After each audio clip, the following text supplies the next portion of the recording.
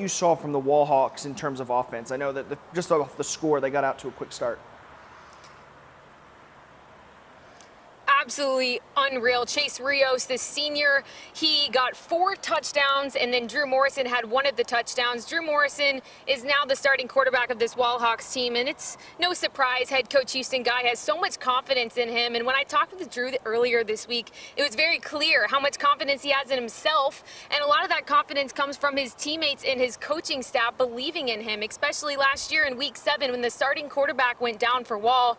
Drew came in, he played double duty at linebacker and quarterback. He's doing the same thing this year. Head coach Houston Guy extremely impressed with Drew. And then the offensive line, all 5 seniors. Tate Williams will be headed to Baylor next season. He's the leader for that offensive line, and they protect Drew Morrison so well. This offense is run so smoothly under head coach Houston Guy. So I'm very impressed with Wall, what I saw, and the way that they completely dominated tonight here at Maverick Stadium.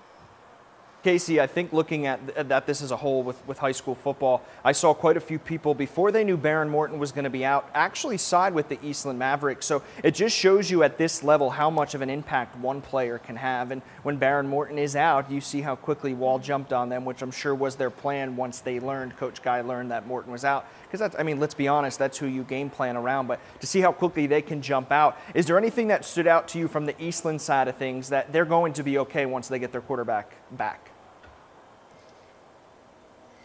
Well, bringing up Brandon Fielding again, the running back. He's a senior this year. Last year he ran for 1,100 yards, had 14 touchdowns rushing. He averages 1 first down a carry.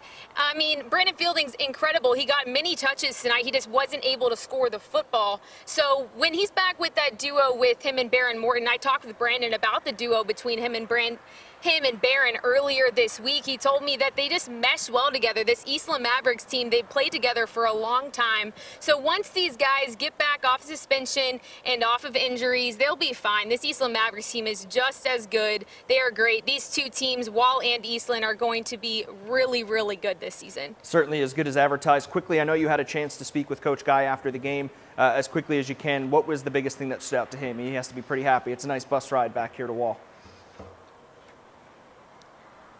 He is very happy. However, I mean, since Eastland had so many guys out, he's like, yeah, we got the win, but, you know, Baron Morton wasn't playing.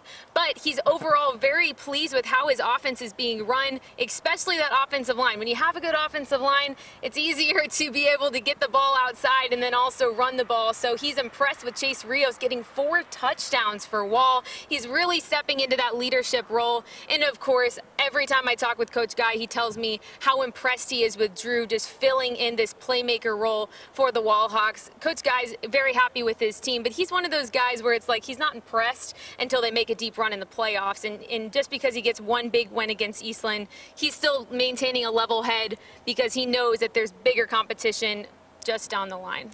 Great job, of course, Casey. We'll bring you back here in just a moment. Plenty more to talk about coming up on the other side of the break.